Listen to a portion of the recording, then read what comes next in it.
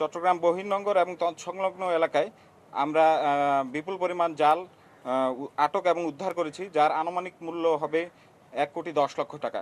তার মধ্যে 1.5 লক্ষ কারেন্ট জাল রয়েছে এবং 43টি বেহেন্দি জাল এবং 4,500 মিটার চরঘেরা জাল রয়েছে। এছাড়াও সারা বাংলাদেশের বিভিন্ন নৌ অঞ্চলে, ঢাকা নৌ অঞ্চল, ভোলা, মংলা, খুলনা, পটুয়াখালী অঞ্চলেও এই ধরনের অপারেশন পরিচালিত হচ্ছে। তো বাংলাদেশ নৌবাহিনী মৎস্য সম্পদ রক্ষায় সোচ্চার।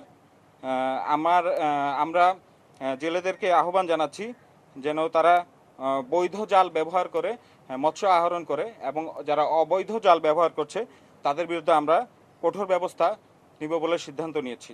আমরা এই বিশেষ কম্বিং অপারেশনটা পরিচালনা করছি।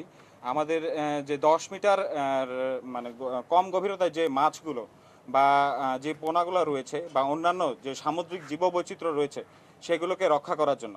কারণ এই জাল সমূহ ব্যবহার করলে এই ছোট ছোট পোনা এবং মাছগুলো শুরুতেই ধ্বংস হয়ে যায়, তারা আর বেড়ে ওঠার সময় পায় না, যেটা দেশের অর্থনীতিতেও প্রভাব ফেলে এবং জীববৈচিত্র্যের প্রভাব ফেলে।